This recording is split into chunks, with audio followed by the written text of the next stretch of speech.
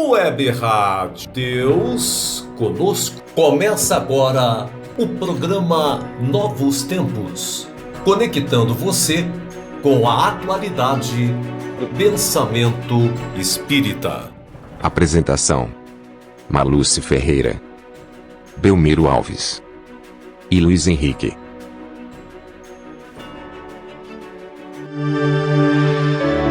Web Rádio Deus Conosco. Aqui você navega em ondas de luz.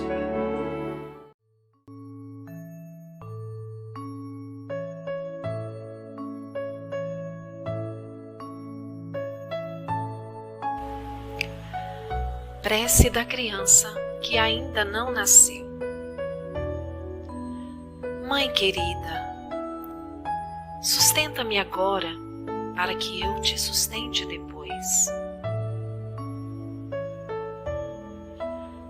Não me expulses, nem me desprezes. Venho ao encontro de tuas esperanças. Junto de ti, estou na condição de anseio de teu anseio e de alma de tua alma.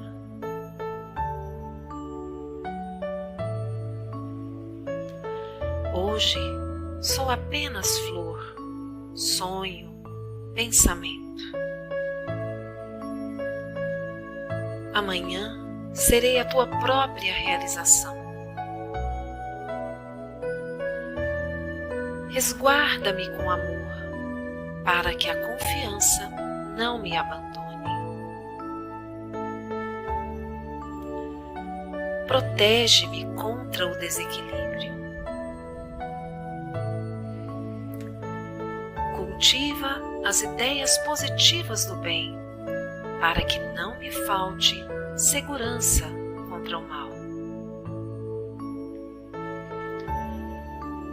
Guarde-me no colo, em nome de Deus, para que a luz da fé em Deus se mantenha acesa dentro de mim.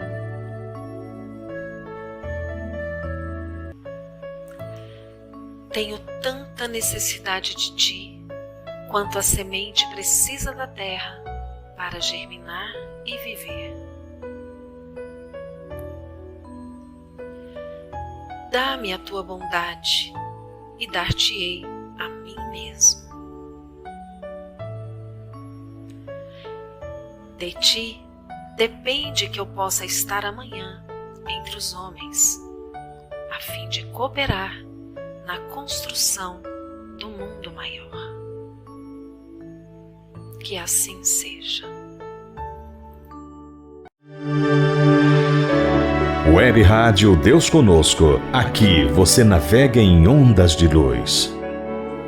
O programa Novos Tempos, conectando você com a atualidade do pensamento espírita.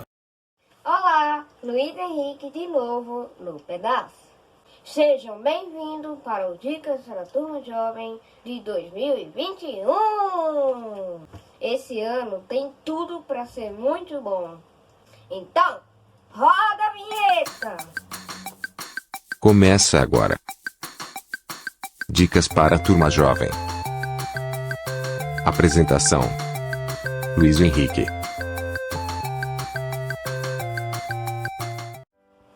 Este ano quero paz no meu coração. Quem quiser ter um amigo que me dê a mão. O tempo passa e com ele caminhamos todos juntos, sem parar. Nossos passos pelo chão vão ficar. Marca do que se foi, sonhos que vamos ter. Como todo dia nasce, novo em cada amanhecer. Marcas do que se foi, sonhos que vamos ter. Como todo dia nasce, novo em cada amanhecer. Este ano quero paz no meu coração. Quem quiser ter um amigo que me dê a mão. O tempo passa e com ele caminhamos todos juntos, sem parar. Nossos passos pelo chão vão ficar. Marca do que se foi, sonhos que vamos ter. como todo dia nasce, novo em cada amanhecer. Marcas do que se foi, sonhos que vamos ter, como todo dia nasce, novo em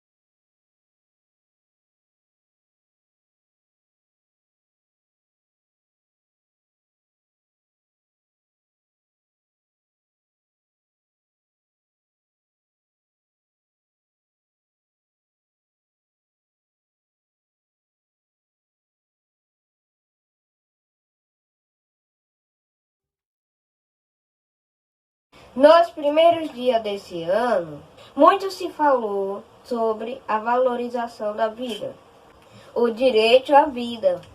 Eu estou hoje aqui com vocês, sendo amado por meus pais, meu irmão, meus avós e meus amigos, por um grande e definitivo motivo: o amor de Deus, de Jesus e de minha mãe.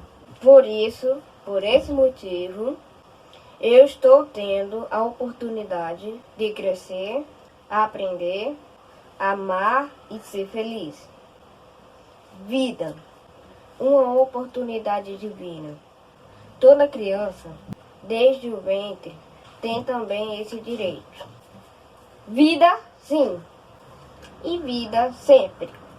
Estou hoje com essa camisa que representa as cores do Brasil, para lembrar a campanha Brasil Sem Aborto. Direito da mulher, fome, miséria, pressão social, limpeza étnica. Eis alguns dos argumentos em favor do aborto e da sua legalização. Segundo a Organização Mundial de Saúde, órgão da ONU, cerca de 60 milhões de abortos são praticados por ano no mundo. A doutrina espírita procura esclarecer que o aborto é crime, que pode ter atenuantes ou agravantes, como todo desrespeito à lei. Antes de ser transgressão à lei humana, O abortamento provocado constitui crime perante a lei divina ou natural, ficando os infratores sujeitos à infalível lei de ação e reação. Urge, pois, que o maior número de interessados conheça todos os aspectos dessa questão crucial que é a defesa da vida de um ser que inicia sua jornada na Terra e que é trucidado tantas vezes por ignorância dos infratores. Interromper a gestação de um filho é decisão de grande responsabilidade. Entretanto, há quem o faça sem qualquer considerações de natureza médica, legal, moral ou espiritual, porque considera a gestação um fato meramente biológico e que somente as pessoas nela diretamente envolvidas têm o direito de decidir pelo seu desenvolvimento natural ou pela interrupção, sem culpa legal ou moral. Outros, há que, envolvidos numa situação de gravidez inesperada, imprevista, indesejada, inconveniente ou mesmo delituosa, gostariam de resolver a situação dentro de um contexto familiar, social, médico e legal, não sujeito a censura, risco ou sanção. Numeroso é o grupo dos que se debatem entre interesses pessoais, sentimentais, familiares, comunitários, sociais, políticos, exacerbados por querelas, teses, discussões e controvérsias sobre os aspectos morais, éticos e espirituais do aborto. No íntimo, permanecem, porém, em dúvida. Com a prática do aborto, os envolvidos assumam débitos perante a lei divina, por impedir a reencarnação de um espírito necessitado da oportunidade de progresso que a ele é concedida. Esta reflexão tem consonância com a reativação da campanha em defesa da vida, lançada em 1993 pela FEB, no sentido de proteger a vida humana desde a sua concepção, com abordagem dos problemas e das desastrosas consequências não só do aborto, como também da pena de morte, do suicídio e da eutanásia.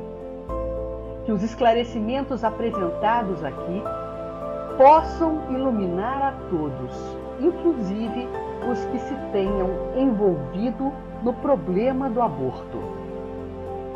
Exceção feita para salvar a vida de uma mulher, como admite a doutrina espírita, no Livro dos Espíritos, na questão 359, o aborto é um crime hediondo, em que não se ouve o outro lado, o lado do reencarnante, quando, em qualquer julgamento, o direito de defesa é sempre prioritário.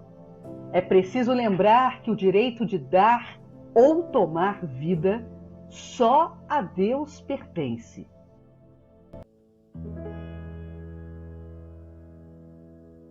É uma questão de optar pela vida ou pelo crime, não ao aborto.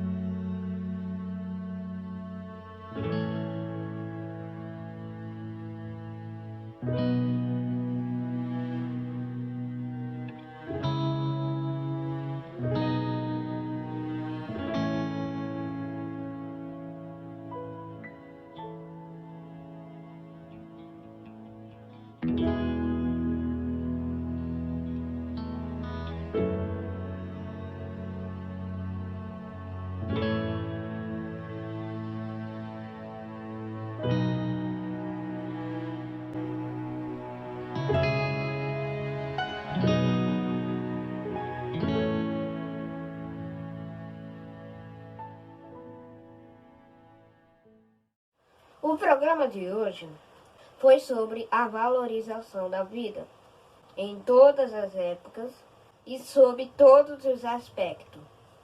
Esse foi o primeiro Dicas para a Turma Jovem de 2021. Então, falou, valeu, valeu e vamos! Yeah! Web Rádio Deus Conosco. Aqui você navega em ondas de luz. Quanto vale uma vida? Ivana Raiski conversa com Fátima Sato, Gisele Facchetti e Jorge Dyer. Olá, boa noite a todos. É com muita alegria que nós estamos aqui neste início de noite, nesta live, que é uma produção, uma promoção da Federação Espírita do Estado de Goiás, mas já agradecendo aos parceiros na transmissão. Então, é com muita alegria que nós estamos todos juntos aqui para falarmos de um tema que tem sido recorrente e que é por demais importante, que é falarmos sobre a importância da vida desde a concepção. Então, nesse sentido, nós convidamos companheiros nossos que são espíritas, que são profissionais, que são pessoas com experiência e vivência nesta área da preservação da vida, para nos auxiliar na compreensão de um tema que é tão delicado, mas que é tão necessário que nós possamos conversar e refletirmos juntos sobre ele. Então, nós queremos começar a convidar aqui, os nossos queridos amigos. Vou começar com a Fátima Sato, a Fátima, que é do Lar Preservação da Vida, em Maringá, no Paraná, não é isso, Fátima? Isso mesmo, Ivana. Boa noite a todos que estão nos assistindo. É uma grande alegria estarmos aqui para falar desse assunto tão importante, né? Somos lá do Lar Preservação da Vida, que é uma casa fundada, que tem como a fundadora Helena Carmen Bressan, que é também a nossa presidente. Então, para nós é uma grande alegria. Bem-vinda, Fátima. Muito obrigada, viu, por ter aceitado o nosso convite e estar conosco aqui nessa noite. Nós vamos convidar também agora a nossa amiga a doutora Gisele Facchetti. Doutora Gisele, que é médica ginecologista e obstetra, com residência médica na Faculdade de Medicina da Universidade Federal de Minas Gerais, tem especialização em colposcopia na Faculdade de Medicina da UFMG, mestre em Ciências da Saúde pela Faculdade de Medicina da UFG e é doutoranda em Ciências da Saúde também na Faculdade de Medicina da UFG. E é ainda habilitada em Patologia do Trato Genital Inferior e colposcopia pela ABPTGIC. Doutora Gisele, bem-vinda, boa noite. Obrigada por me receber, boa noite a todos, é um privilégio poder conversar com vocês. Muito obrigada. E agora nós queremos chamar o nosso amigo de sempre, que está sempre conosco. Quando a gente pensa na defesa da vida, a gente lembra dele, Dr. Jorge Dyer, que também é médico, é secretário da AME Brasil, da Associação Médico Espírita Brasileira. Jorge Dyer, bem-vindo. Obrigado, Ivana. Olá, Fátima, tá boa? Gisele, alegria de ter você de volta. Você não falou da Gisele durante muito tempo, esteve à frente da nossa campanha pró-vida, aborto, não, né, Gisele? Sim.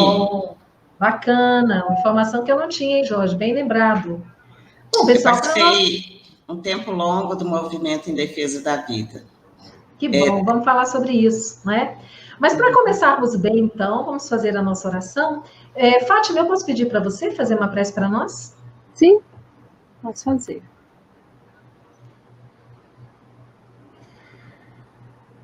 Unindo os nossos melhores sentimentos, elevamos ao nosso Pai, a Jesus, o nosso Mestre, aos nossos anjos guardiões, aos guardiões da vida, aos organizadores deste evento, agradecendo imensamente por esta oportunidade.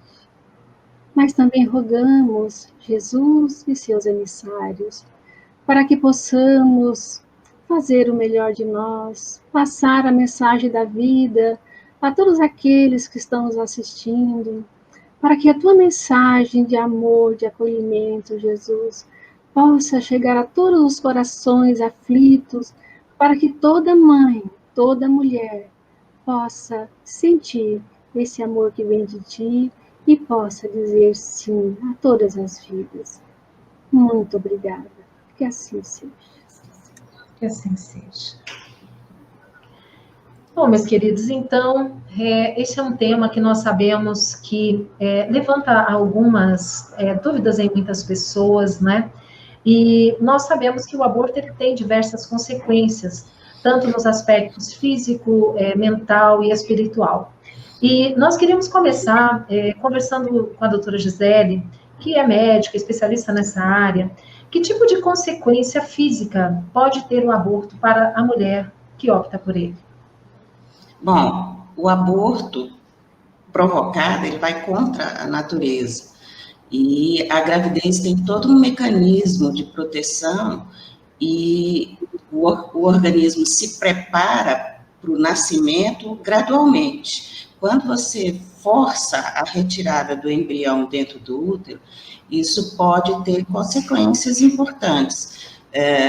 Podem haver lesões no útero, podem haver sequelas, infecções, e uma das consequências mais desagradáveis, terríveis, é a infertilidade.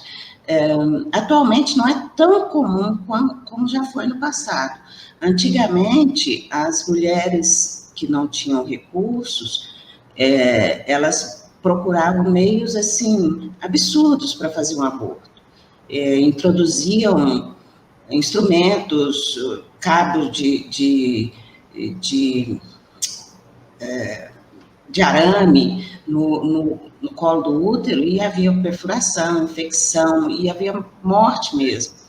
Hoje estão sendo usados recursos que têm um pouco menos de risco, mas não deixam de comprometer a saúde feminina, porque mesmo que se use alguma medicação que promova contrações uterinas, a placenta não está preparada para ser eliminada. E ela está muito aderida ao útero. Pode ficar resto dentro do útero, gerar infecção e ter consequências severas, né?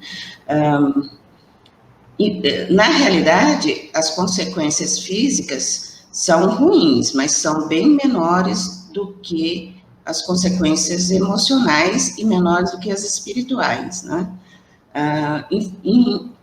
Inclusive, existe uma falácia, uma divulgação de que os índices de mortalidade materna, consequência do aborto, seriam coisas assim estratosféricas. E eu fiquei curiosa, na época que eu estava atuando no movimento, sobre esses números, né, porque eram tão grandiosos. Eles se falava na época, acho que era por volta de 2015, por aí, que 500 mil mulheres morriam no Brasil por aborto por ano. E eu fui verificar, isso não existe. Morre ainda gente por aborto, não só por aborto provocado, mas por aborto espontâneo também.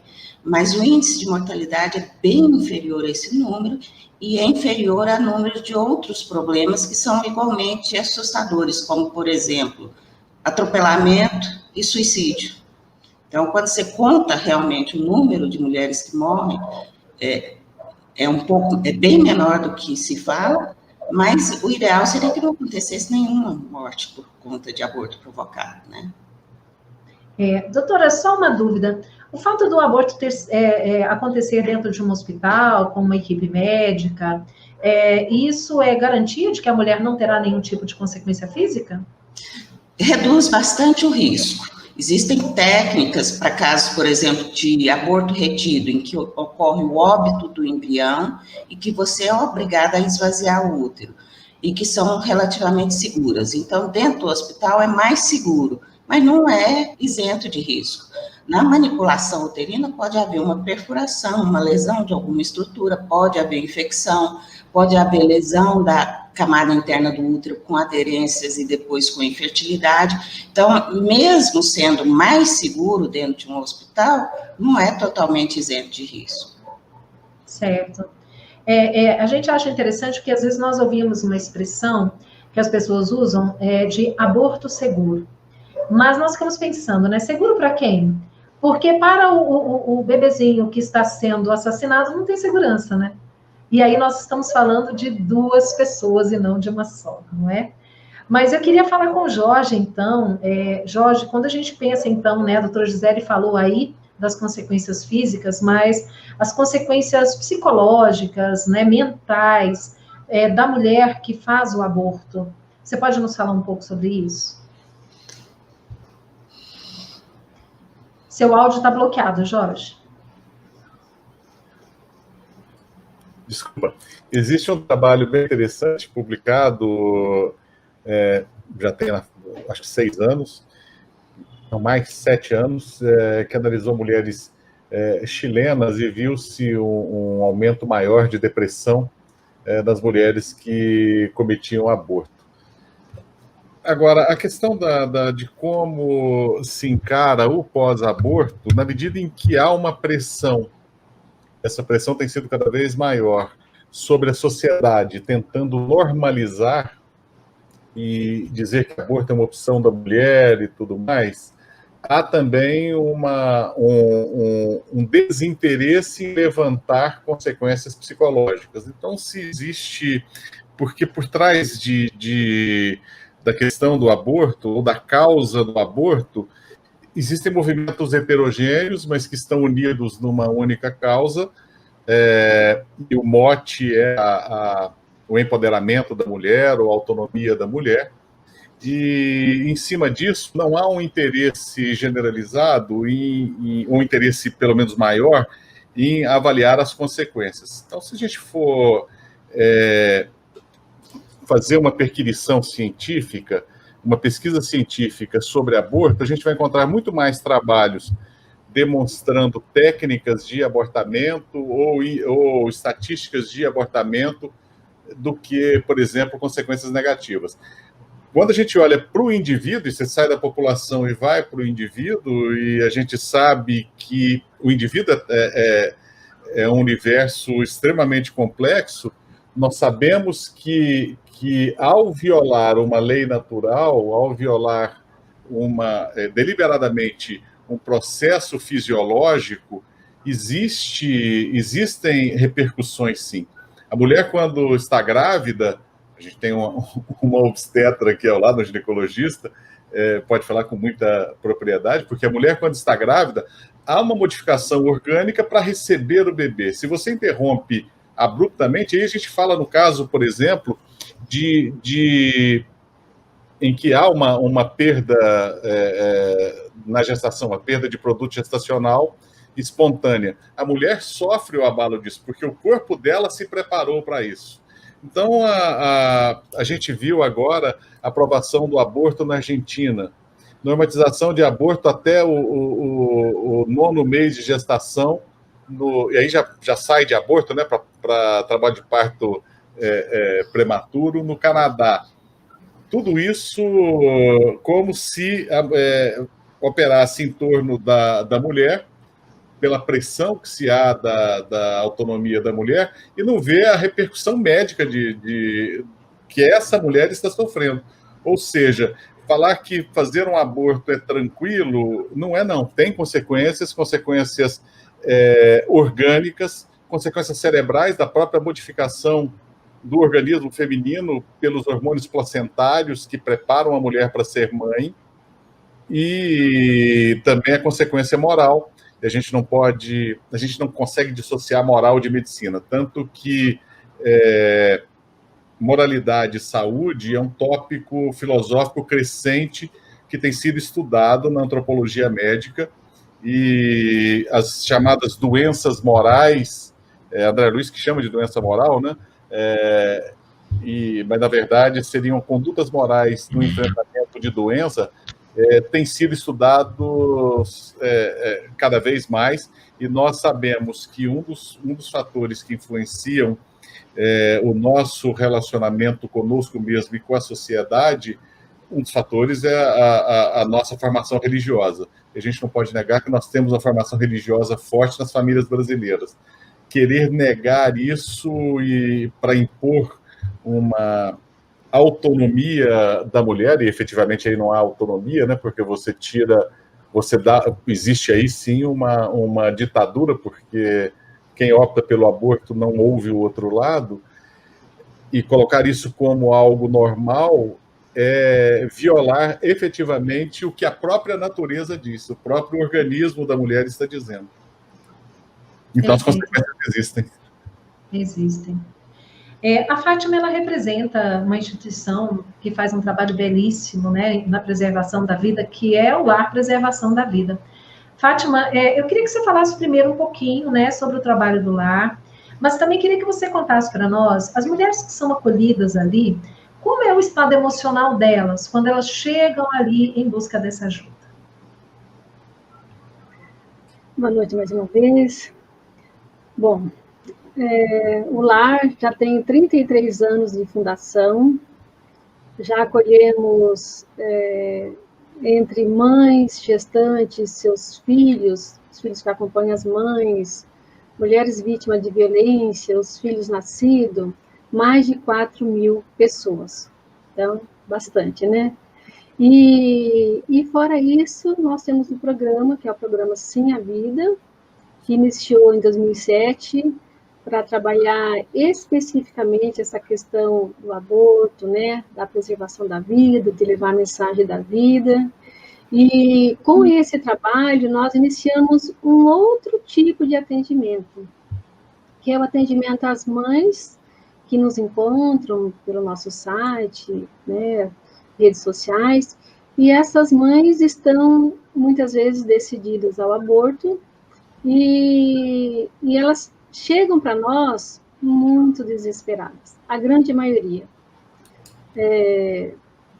por estar fazendo uma faculdade, por questão dos pais, que não querem que os pais saibam.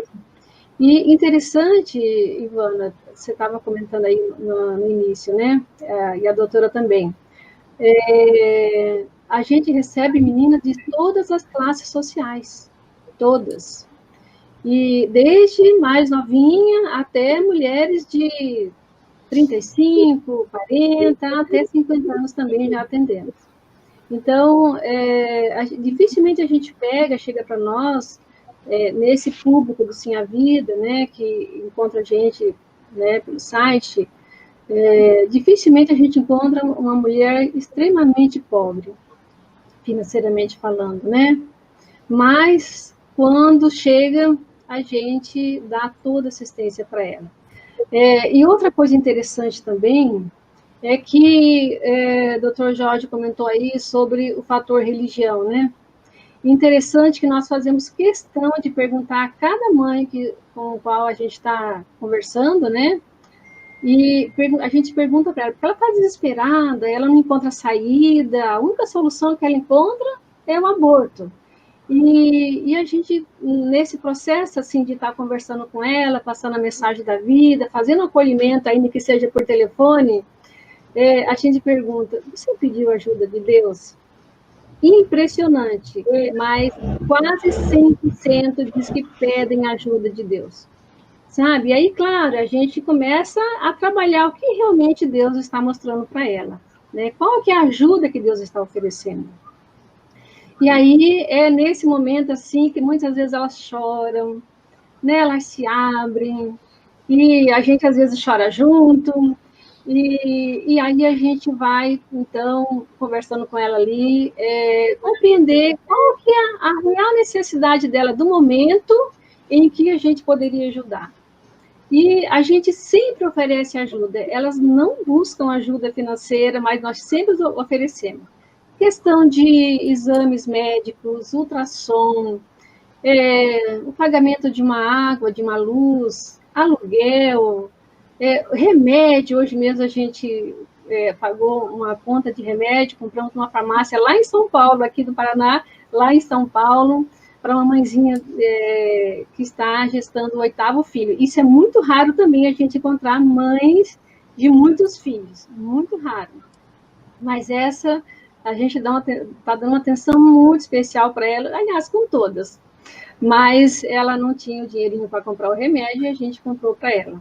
E a gente está acompanhando, a gente vai acompanhando, porque talvez a tarefa, não sei se é mais difícil, né? Porque dizer para ela está no desespero, eu aborto, né, como o movimento abortista oferece, aparentemente é fácil, é mais fácil, só que a carga que fica ali é muito grande, mas o que ela precisa mesmo é do apoio, é do amparo, né? E talvez seja o mais difícil, porque você vai ter que caminhar junto com ela, muitas vezes, após o nascimento do bebê, às vezes você precisa dar uma assistência, a gente passa a ser para essa mãe uma referência.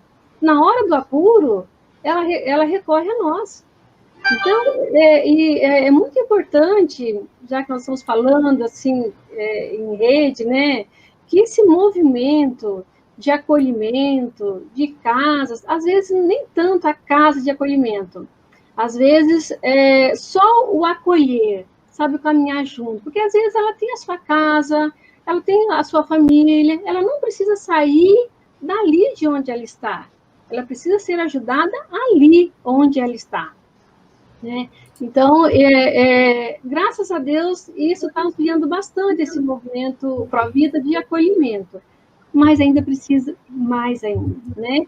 E a casa, claro, a casa, quando a menina precisa ser acolhida, precisa ter a casa, o abrigo, né? Para ela saber que ali ela está segura, muitas vezes ela quer manter o seu sigilo, ela vem para lá porque ela não quer que ninguém saiba, e é um direito dela, né?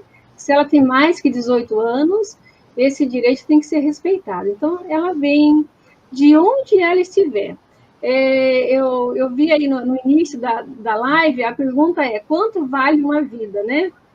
Quando nós iniciamos o programa Sim a Vida e começamos a atender mulheres de todo o Brasil e até mulheres de outros países, né? Mas principalmente aqui do Brasil, a gente conversando, né, a Helena, e aí, como que nós vamos fazer, né, se tiver que trazer essas mãezinhas tão longe, né, para cá? A Helena, Fátima, quanto vale uma vida? A vida não tem preço, nós vamos trabalhar, nós vamos ganhar, a gente vai conseguir os recursos para acolher essa mãe e esse bebê.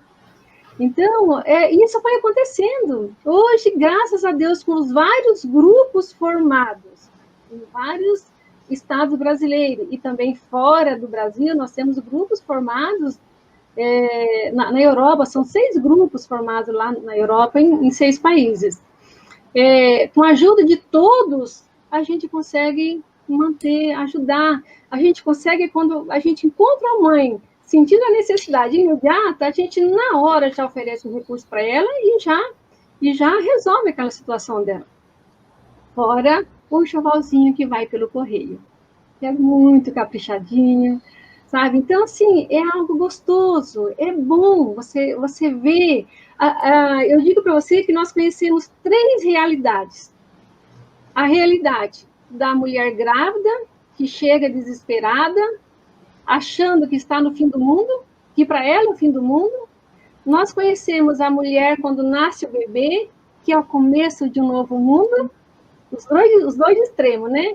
E nós conhecemos a realidade da mulher que abortou. Porque muitas mulheres também nos procuram no pós-aborto. Aquelas que nós estamos atendendo, que às vezes optaram pelo aborto. E também quando a gente realiza o trabalhinho de valorização da vida, com a dinâmica que vocês acho que já conhecem, né? Nos congressos onde a gente participa, a gente realiza essa dinâmica. Muitas mulheres que abortaram há 5, 10, 20 anos, 30 anos, choram comovidas com um aborto que ela realizou há muito tempo. Então, o aborto deixa marcas profundas, de difícil cicatrização. E nós temos também todo um trabalho para resgatar essa mulher desse abismo em que ela se encontra, né? Lembrando sempre daquela frase, né, que o amor cobre uma multidão de pecados, né? Que amor é esse? O amor em ação, né? O amor, doando o seu amor para uma mãe, para uma criança, para uma família, e conforme você vai doando, você vai trabalhando em prol do outro, a sua dor vai sendo amenizada. Então, é assim que a gente vai conseguindo trabalhar. Eu posso dizer que eu sou testemunha, né, de muitos resultados. A Fátima, o Lar Preservação da Vida, ele faz parte de uma rede, né, Fátima, que existe no Brasil, sim, de várias pessoas que estão unidas exatamente para oferecer esse amparo, esse auxílio às mulheres que estão grávidas e que por qualquer motivo, né, pensam no aborto, por não encontrarem uma outra opção. Nós temos visto resultados belíssimos, né, histórias lindas, que depois que a mulher tem um filho, a gente vê ela com o filhinho no colo, nos braços, e dizendo, né, como ela se arrepende de ter pelo menos pensado, né, na possibilidade daquele filho. Muitas vezes nós somos acionados né, nos lugares onde estamos, para ajudarmos pessoas ali daquela localidade, e aí podemos acompanhar de perto também, né, o resultado. Então, gente, é muito bom ouvir a Fátima falar sobre isso, porque muitas vezes as pessoas imaginam que quem é contra a descriminalização, a legalização do aborto, é contra a mulher. E não tem nada a ver uma coisa com a outra, né? As pessoas às vezes dizem assim, mas a gente não deve condenar, a gente deve amparar, a gente deve auxiliar, a gente deve educar. Sim, a gente precisa fazer isso e fazemos, né? Existem muitas pessoas fazendo isso, mas é um trabalho silencioso, porque o bem não precisa dessa propaganda, a gente faz silenciosamente, preservando, inclusive, né, o sigilo das pessoas. Então, nós precisamos buscar formas de ajudar essa mulher para que ela possa ter o seu filho. Mas mesmo que ela não possa criar esse filho, que ela possa dar à luz a ele e entregar em adoção, né? Nós sabemos que existem leis que permitem, a mulher ela pode entregar o filho em adoção. Então, existem outras formas, existem outras soluções que não sejam o aborto. Mas eu queria, Jorge, conversar um pouco contigo. Nós sabemos que existe toda uma ideologia por trás dessa proposta de legalização do aborto, não só no Brasil, mas no mundo inteiro. Existem interesses também por trás dessa proposta, não é isso? Você podia falar para a gente um pouquinho?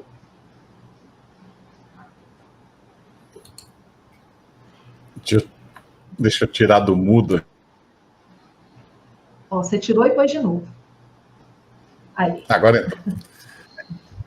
Na verdade, a história do aborto não entra numa política de controle populacional, mas está intimamente ligado todo ao movimento que surge na década de 1930, né? E vem junto com o nazismo e as ideias nazistas de uma raça pura, as ideias de eugenia, teve uma repercussão muito forte na sociedade americana, na sociedade europeia em geral, entre os aristocratas, tanto europeus quanto americanos, e isso levou à criação de grupos que financiavam o planejamento familiar, incluindo as várias formas de planejamento familiar. Mas o clímax de tudo isso, dessa ideia de você levar um planejamento familiar, o clímax ele surge na organização da própria ONU, né, Organização das Nações Unidas, e um fundo americano chamado USAID, que foi presidido durante um tempo por Robert McNamara, que depois foi presidente do FED e também do Banco Mundial, onde financiavam largamente países pobres em troca de programas de diminuição de fertilidade. Com isso, nós tivemos na Índia uma distribuição gigantesca de DIU, dispositivo intrauterino, e que levou a quase dizimação, foi quase um genocídio de um grupo étnico indiano, salvo engano, no centro da Índia, porque esses dispositivos intrauterinos estavam vencidos e provocou infecções gigantescas. Houve também quase um genocídio no Peru, com um grupo étnico específico, com esse programa. Na Índia ficou muito descarado que quando a época a primeira-ministra Indira Gandhi, ela pede um auxílio a Washington, porque eles estavam passando por um processo de fome, e muitas pessoas morrendo por fome, e o USAID oferece ajuda bilionária, desde que eles implantassem uma política populacional para redução da população. A China foi o país que adotou essa política, e os ideólogos da política de redução da população da China receberam prêmios e prêmios como se estivessem fazendo algo maravilhoso. Na esteira disso tudo, surge a questão do aborto, que a OMS propaga como uma técnica de saúde e uma técnica de controle populacional. Só que é uma técnica cara, envolve médico, envolve procedimento médico, mas veio bem a calhar com o movimento feminista. E a gente vê, primeiro, um grupo que é muito ligado ao fascismo, ao nazismo, propagando um controle de população, e um grupo que surge na esteira de movimentos libertários, propagando a autonomia da mulher e tendo o aborto como um direito fundamental da mulher sobre o seu próprio corpo, como se o filho que ali nasce fosse uma invasão e ela teria direito a a vida desse invasor. Então nós temos e ganharam um suporte muito grande de todo e qualquer movimento tido como libertário.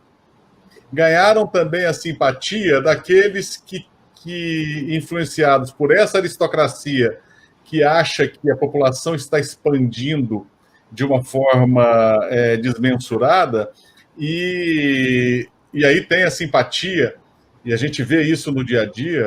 Inclusive uma colega de trabalho uma vez falou, não, eu sou favorável ao aborto porque a coitadinha não pode ter filho, já tem filho demais, como se filho fosse prerrogativa das classes mais altas, que cada vez tem menos filhos, alegando necessidade de conforto. Então a gente está diante de uma sociedade que se acomodou. Nessa sociedade que se acomodou e recebe a pressão de os que têm interesse ideológico, interesse filosófico, interesse libertário, que acham que é um direito, e sofrem também a influência de grupos que acham que o aborto seria importante para evitar que a pobreza aumente, é uma ignorância muito grande, e a sociedade está passiva, amorfa, recebendo tudo isso, não processa, muitas vezes fala da boca para fora que nós não podemos condenar o aborto porque você não pode condenar a mulher. Ou seja, você ser contrário ao aborto não significa que você é contrário a quem está praticando, você está acusando quem está praticando. O fato de você ser contrário ao aborto não significa que você está pedindo a prisão de quem cometeu o aborto. Mas a gente chegou num nível de mediocridade tão grande na sociedade, e já vinha sendo alertado desde o século XIX. A gente vê, por exemplo, a preocupação de Júlio Payot, no seu livro Educação da Vontade, quando ele diz que a juventude da França e da Europa ela é uma juventude que está caminhando para a mediocridade, porque não educa a própria vontade. A gente vê José Ortega y Gasset, em Rebelião das Massas, publicado começa a ser escrito na década de 30, durante a Revolução Espanhola, e Ortega y Gasset diz que as massas dominaram, chegaram ao poder, e ele chama de massa não o movimento de manobra, mas todo o aspecto psicológico das pessoas que se aglomeram e são amorfas, perdem o senso crítico. A gente chegou nessa situação. Então lançam a questão do aborto. Nós temos grupos ideológicos que defendem o aborto por essa questão, faz parte do meu programa ideológico, o programa partidário, grupos que defendem por uma questão filosófica e grupos que defendem por uma questão pseudo-aristocrática, e pessoas que recebem tudo isso e não raciocinam e deixam de pensar que a mulher, quando engravida, ela está recebendo uma vida, um ser que se desenvolve por si próprio. Jérôme Lejeune já num texto maravilhoso, ele diz que o embrião é como uma sinfonia que se autocompõe, se autorrege, se desenvolve por si mesma. Só depende dele, a mulher só empresta o útero. Então esquece-se dessa outra parte, né, da vida. E por isso que esse trabalho da Fátima, que é um trabalho corajoso, o trabalho que a Gisele encampou durante muito tempo, que também é um trabalho que você põe a cara na rua, né, se mostra, é muito louvável, né? Pois não, pode falar, doutora. O interesse desse pessoal que financia esse tipo de planejamento familiar, de controle de natalidade, tem muito de financeiro, porque eles têm verbas grandes e as clínicas são mantidas na medida que oferecem esse tipo de procedimento, muito mais abortos do que planejamento familiar mesmo nas clínicas financiadas por essas grandes estruturas. Agora, o interessante é que os métodos contraceptivos hoje têm quase 100% de eficácia. Então, se a gente tiver condição de educar as pessoas e preparar os jovens para viver a sexualidade de forma responsável, assumindo a responsabilidade de cuidados de usar os meios contraceptivos e cuidar de se proteger de infecção, se a gente educar as pessoas, nós não vamos ter um número de gravidezes indesejadas significativo, porque o uso adequado de método contraceptivo é muito eficiente para evitar gravidez. E é claro que o ideal para a pessoa que está muito jovem é adiar a gravidez até um momento em que ela tenha maturidade para lidar com a maternidade. E nós estamos tendo um problema grande de gravidez em meninas muito jovens, por despreparo. Elas têm informação e estímulo para viver como adultos antes da hora, mas não têm educação para viver como adulto. E isso, sim, deveria se investir na educação, né? Perfeito. Doutora, nós poderíamos dizer hoje que no Brasil todo as mulheres têm acesso aos métodos contraceptivos? Tem acesso. Pode haver alguma limitação no setor público, mas tem um acesso bem razoável. Talvez em algumas porções mais restritas, as pessoas não tenham acesso. A grande questão é a falta de, especialmente o número exagerado de gravidez na adolescência, é aquela impressão que o adolescente tem que com ele não vai acontecer. É uma irresponsabilidade própria dessa fase de achar que é dono do mundo. Então, se a gente não fizer uma educação no momento certo, a gente não alcança. Quando se vai atender uma menina de 15 anos, ela já pode estar grávida. Então, nós temos que preparar cedo, inclusive porque existe um acesso a informações truncadas da internet. A gente está vendo criança vendo pornografia na internet. Então, a gente vai ter que educar para viver a sexualidade de forma segura mais cedo. Nós temos que ter abertura com os jovens para cuidar disso. E essa questão de educação para a sexualidade e de uso de método contraceptivo, orientação, educação para esse uso, é uma diferença, um pontinho de conflito dentro do movimento em defesa da vida, porque tem um grupo que não aceita, que era um movimento supra-religioso, né? Todas as religiões cristãs e outros entravam no mesmo movimento, mas havia uma ação contrária ao uso de método contraceptivo de dos grupos, especialmente o grupo mais fundamentalista católico, que restringia. Então, esse é um ponto delicado, porque se você não oferece educação, você vai estar lidando com problemas importantes. A gente tem que orientar, inclusive para aquelas pessoas que queiram a gravidez mais cedo, porque isso pode acontecer. A gente tem uma ou outra pessoa que está preparada e que vai estar melhor orientada para cuidar da gravidez, inclusive, né? Então, esse é um ponto de conflito que dificulta a atuação e que, na minha ótica, coloca talvez essa impressão de que quem é contra o aborto é contra a mulher.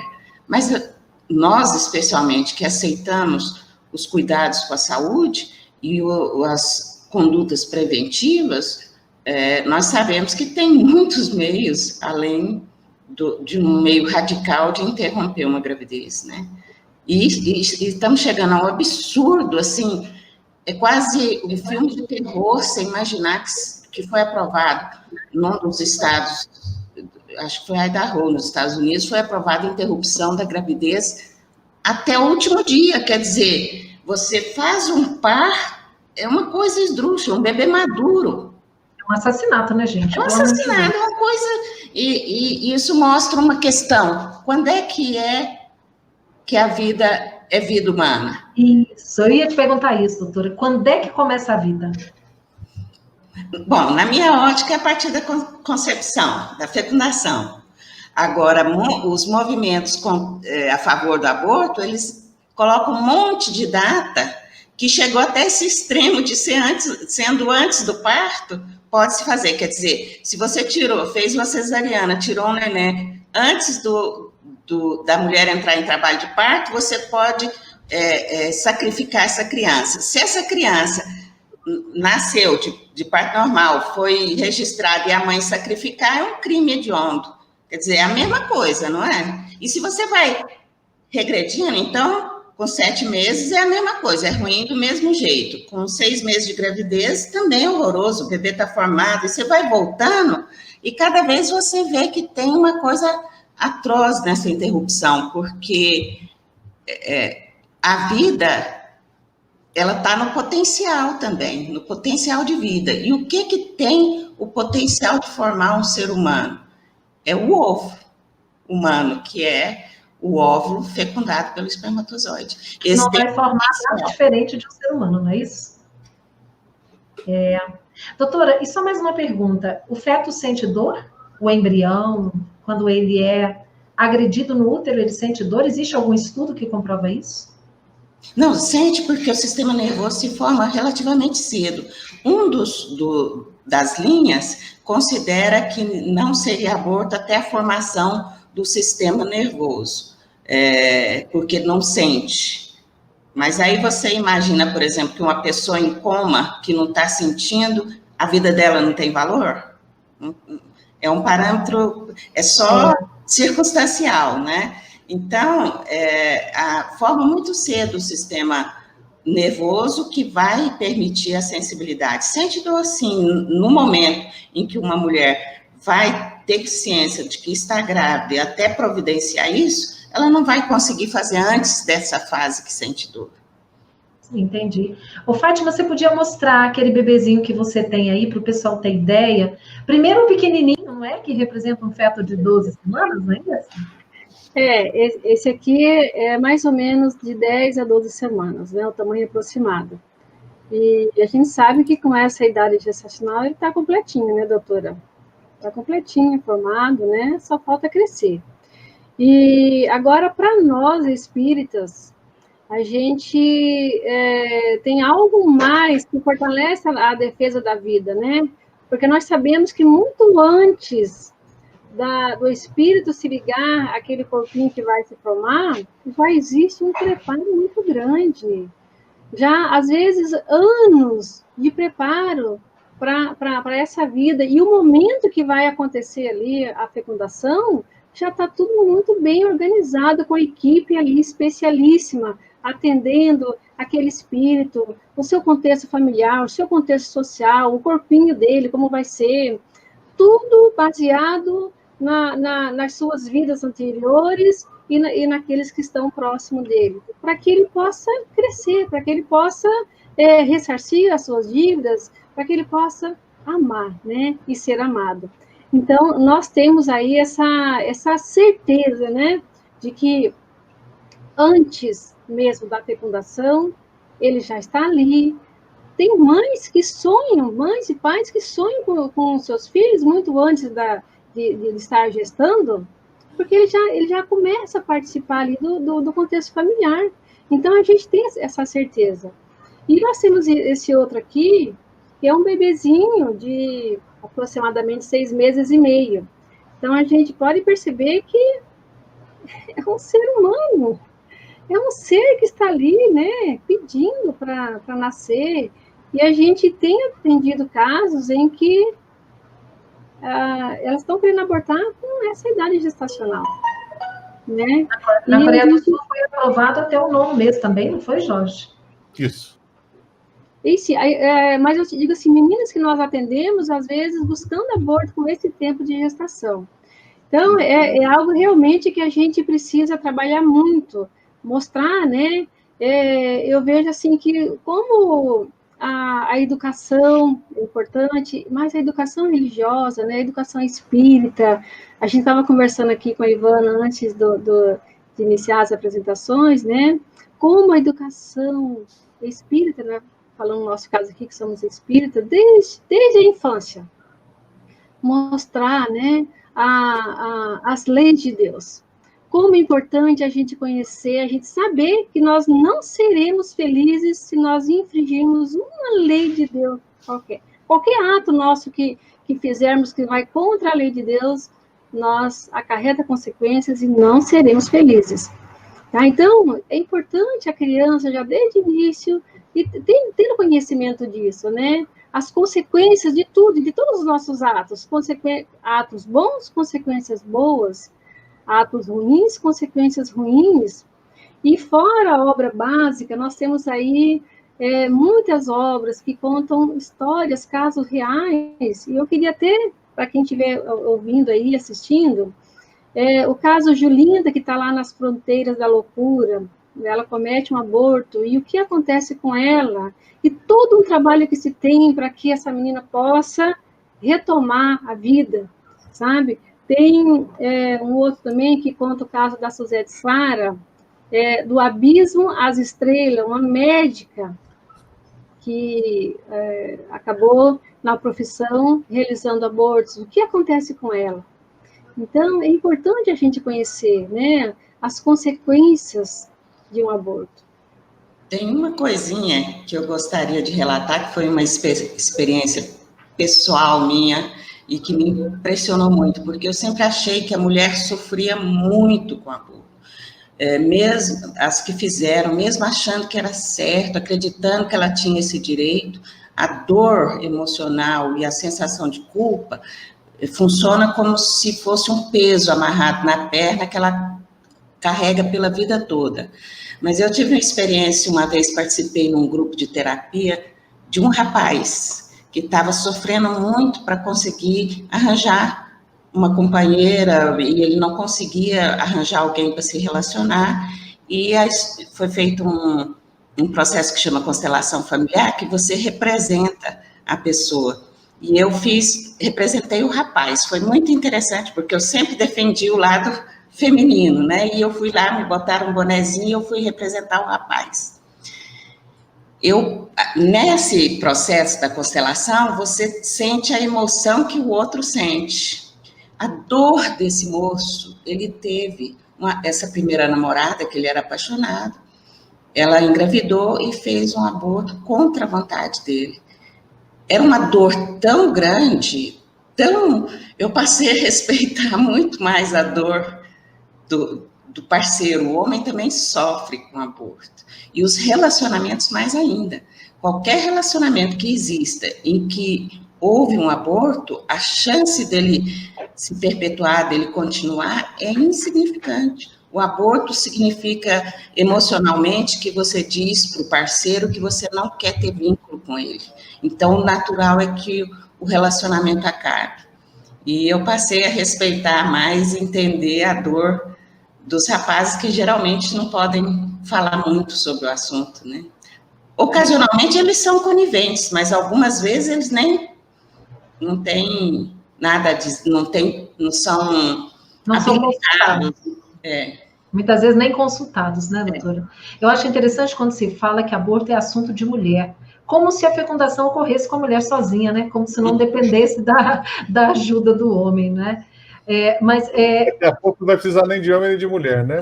Pois E uma coisa que a gente precisa ficar atento, meus irmãos, ainda mais nós que somos espíritas, né? Nós temos fé raciocinada, nós precisamos usar isso. Dizem que nos países onde o aborto é legalizado, o número de casos diminui. E aí apresentam dados, né, demonstrando isso. Tenhamos o cuidado de buscarmos fontes seguras, né? Fontes que informam dados oficiais desses países, porque nós vamos descobrir que, na verdade, o número de casos aumenta assustadoramente, tanto que se torna quase um método contraceptivo. Então, quando alguém disser para você assim, olha, tem que legalizar para proteger, para que a mulher não aborte, isso é uma falácia, isso não é verdade. Busque a informação, vai atrás, porque isso não procede. Isso é um discurso de quem luta pela legalização, mas que não apresenta informações verdadeiras. Então, a gente precisa ir atrás, pesquisar e não aceitar porque o outro disse que é assim, não é? Mas, olha, eu queria, antes de mais nada, né, agradecer a todo mundo que está nos acompanhando aqui no chat. A Valéria, que trabalha conosco na FEGO, está lembrando que a FEGO Editora tem uma obra que é A Peregrinação, do Ângelo Dias, que são histórias, né, que envolvem o aborto e as suas consequências. E a Norma, né, ela dá o testemunho aqui de sofrimento, que ela fala que ela fez 2 abortos e ela carrega essa culpa eternamente. Mas a gente precisa lembrar, Norma, que a culpa não constrói. Então, transforma esse sentimento de culpa em ação em benefício do próximo, né, ajudando, levando essa campanha adiante, vamos defender a vida, vamos cuidar das crianças, porque a Fátima disse uma coisa muito interessante, o amor cobre a multidão dos pecados. Então, ao invés da gente se consumir na culpa, vamos fazer alguma coisa para orientar outras mulheres que estão na mesma situação, né, e que podem fazer diferente do que você fez, né? Agora, Jorge, eu queria que a gente agora pegasse um pouco na questão espiritual. A Fátima já falou de todo esse planejamento que existe anterior. Quando esse planejamento é frustrado, o espírito que foi abortado, ele aceita isso numa boa? Ou ele pode se tornar um inimigo dos pais? E aí, gente, olha só, nós estamos falando da mulher, mas a responsabilidade é de ambos, tá? Então, se o homem é conivente com o aborto, ele é tão responsável quanto a mulher. É que muitas vezes o homem nem fica sabendo. Mas se ele induz a mulher ao aborto, se ele força a mulher ao aborto, ele é tão responsável quanto ela, não é? E aí, Jorge, o espírito aceita isso numa boa? A gente vive num planeta ainda de expiação e provas, ou seja, somos espíritos da terceira ordem. Se a gente fica chateado com uma caneta que quebra, ou uma taça de cristal que quebra inadvertidamente, tem gente que carrega mágoa do esposo ou da esposa porque deixou quebrar um objeto material banal, o que dirá uma pessoa que está diante de uma oportunidade de reencarnar, passa por um processo de atração, o espírito é atraído num campo que o absorve. André Luiz nos fala do processo de miniaturização do perispírito. Não é um processo simples, ele entra com uma espécie de hipnose, de torpor, e isso vai aumentando com o evoluir da gestação, e de repente é interrompido do nada. Agora, a grande questão que situação que levou àquele aborto, né? Porque se a gente pega mulheres como a Fátima está dizendo, que elas estão envolvidas num processo de dúvida, carregando um peso, um conflito muito grande, esse tem um peso específico que é ponderado. Ela está sendo levada por fortes emoções. Outra é a mulher que decidiu, eu não quero um filho, fui lá e abortei. É um processo simples. E fui lá, tirei, porque ela já está plenamente convicta de que não tem consequência nenhuma e que ela é dona do próprio corpo e faz isso sem qualquer pressão psíquica. Então, existem diferenças. Como o espírito que teve frustrada a sua volta à Terra, ele vai reagir, também depende muito da intenção daquela pessoa que cometeu o aborto. Mas também o que a gente vê é que muitas mulheres, e a gente olha, por exemplo, o aborto na França, que é algo natural desde a década de 1960, e para as mulheres de lá é algo banal, é um procedimento simples e tudo mais. Por mais que tentem dizer que essas mulheres que cometem aborto, elas não refletem depois, muitas passam por um processo de reflexão e muitas se arrependem e aí abrem campo. Conosco a mesma coisa, quer dizer, isso é em todos os locais. Mas o que mais chama a atenção e o que eu acho que é mais triste, Dr. Hélio Angotti Neto, ele escreveu um livro chamado A Morte da Medicina. Ele é oftalmologista, mas o que motivou esse livro, A Morte da Medicina, é um artigo publicado na principal revista de ética médica do mundo, em que os dois autores, um italiano, o outro, se não me engano, é holandês, propuseram uma categoria chamada aborto pós-nascimento.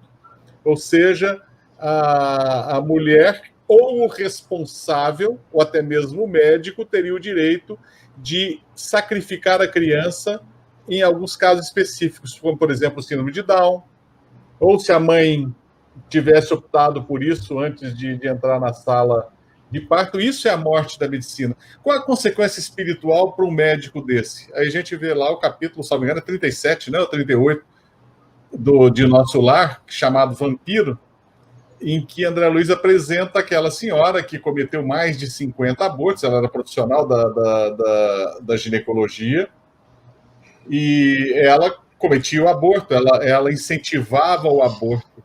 Esses carregam em si uma responsabilidade muito grande, né? Então, as consequências espirituais, elas vão sempre existir porque nós somos seres morais. A gente não consegue fugir dessa realidade. Nós somos seres espirituais, e como seres espirituais, nós não existimos em função da matéria, mas nós organizamos a matéria em função da nossa existência. E isso e o fato de organizar a matéria em função da nossa existência, ele se dá pela nossa ligação direta com Deus, a nossa herança divina. Nós somos imagem e semelhança. E tudo que nós fazemos deve nos levar ao crescimento dessa imagem e semelhança com Deus. E quando interrompemos ou quando desrespeitamos a lei divina, nós provocamos sofrimento. Então, os espíritos nos dizem que o homem só é infeliz quando se afasta das leis de Deus. E quando nós interrompemos uma gestação, ou cometemos um crime de adultério, e pode ser o adultério do casal, ou adultério de determinados documentos, ou qualquer tipo de violação, cada um tem seu peso, mas não deixa de pesar na nossa economia quando nós ponderamos o que eu poderia ter feito de positivo e de bem e acabei não fazendo. Ou o bem que eu poderia fazer foi substituído por um mal que acabei cometendo. Mas todos nós também, a gente tem que olhar, e aí eu falo para a Norma, nós somos seres humanos. Como seres humanos, nós carregamos o nosso coração em plena ligação com Deus, e muitas vezes as nossas mãos se identificam com o diabo. Eu ouvi essa expressão numa peça irlandesa representável, e o ator coloca enquanto ele está esganando um homem até a morte, no palco, ele diz: o meu coração pertence a Deus, mas as minhas mãos eu não controlo, elas pertencem ao diabo. É a nossa dualidade, a nossa condição de espíritos ainda da terceira ordem, que temos as nossas inferioridades e vamos progredir, né, se Deus quiser, temos a perfeição relativa. Eu falei demais, já deu 8h30 aqui. Gente, na verdade, nós precisamos estudar sobre esse tema, não é? Vamos nos aprofundar neste estudo, não somente do ponto de vista espírita, né, das consequências espirituais do aborto, mas também do ponto de vista material mesmo, as consequências, o porquê. Às vezes a gente fala, né, que o aborto é um crime diante dos olhos de Deus e também das leis humanas. Mas eu ouvi essa semana o depoimento de uma amiga nossa, que é juíza há mais de 20 anos, né, na magistratura, e ela disse: Ivana, eu nunca soube de uma mulher que tenha sido presa porque cometeu aborto. Por quê? Porque a justiça, ela não é cega, não. O juiz, ele entende, mas existe toda uma estrutura por trás que não está preocupado com a saúde da mulher, está preocupado em ganhar dinheiro, está preocupado em se beneficiar de toda uma indústria que existe em torno do aborto. É isso que nós precisamos coibir. Então, essa mulher, mesmo que ela seja pega em aborto, existem outras formas de lidar com essa mulher, que, na verdade, também, às vezes, é muito mais uma vítima.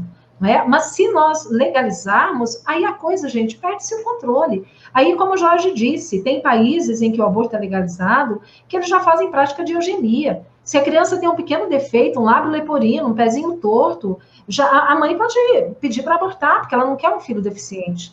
Então, vejam ao ponto que nós chegamos. E nós que somos espíritas, nós temos uma responsabilidade de levarmos esses esclarecimentos, não é? Então, eu tenho certeza que uma live é insuficiente para a gente falar de tudo.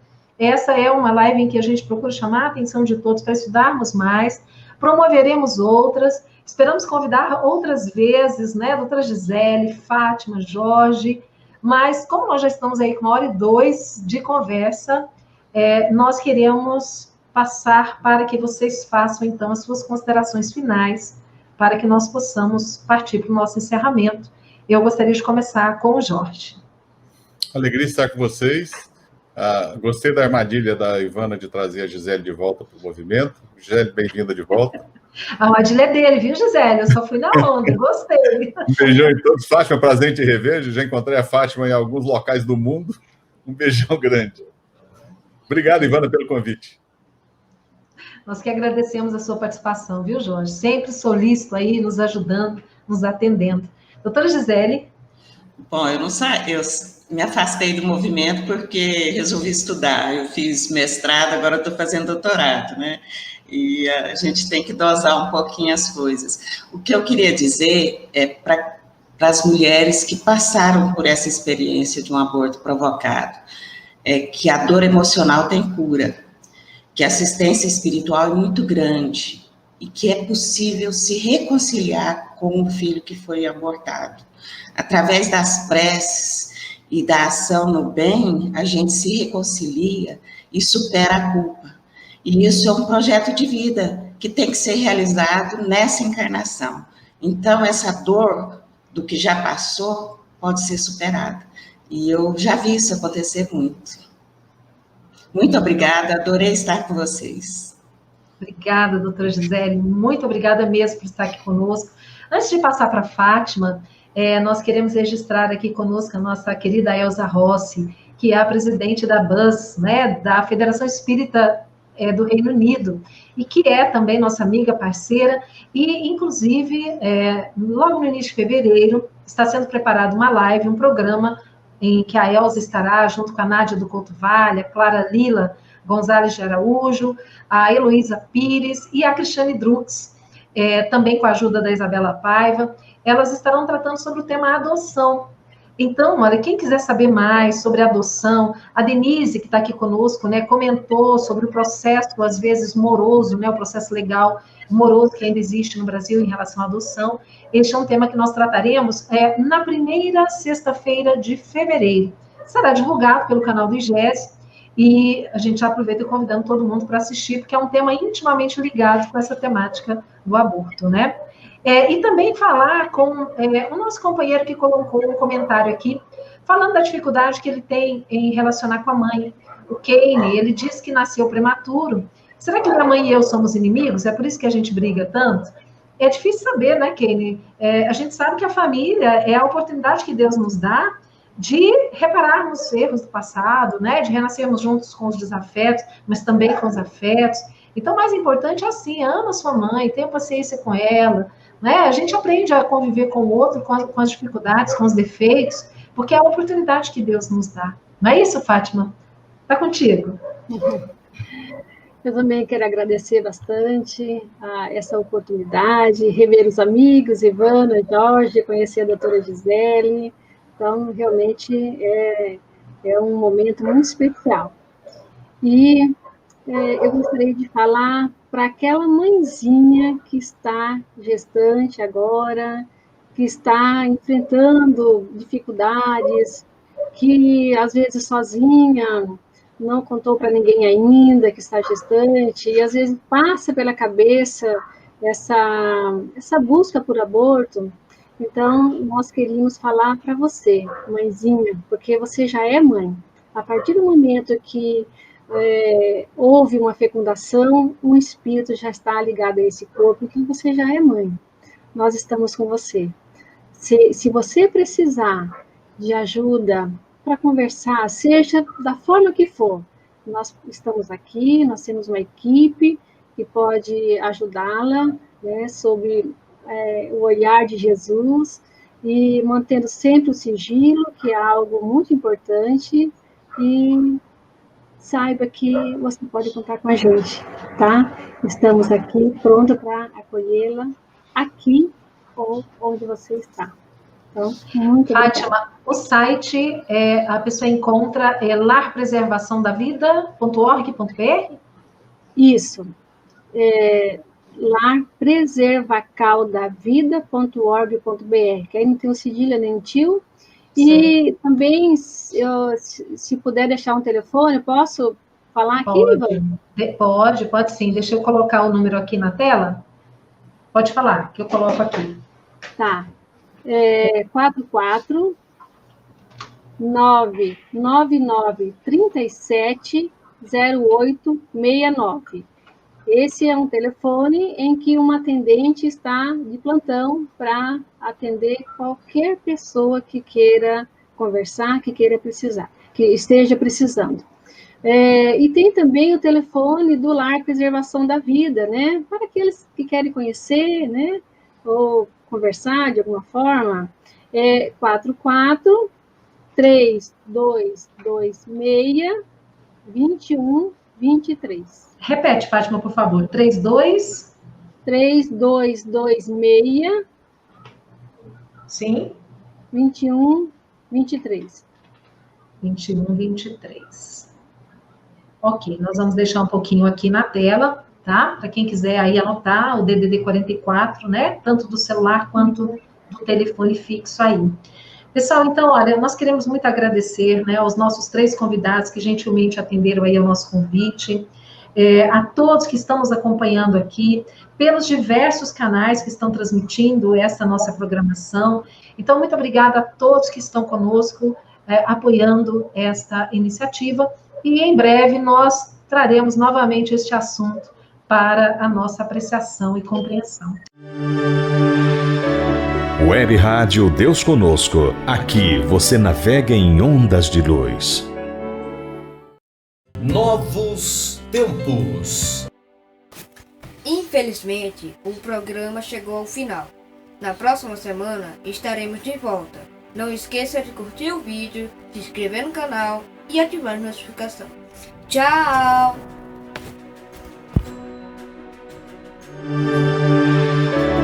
Web Rádio Deus Conosco. Aqui você navega em ondas de luz.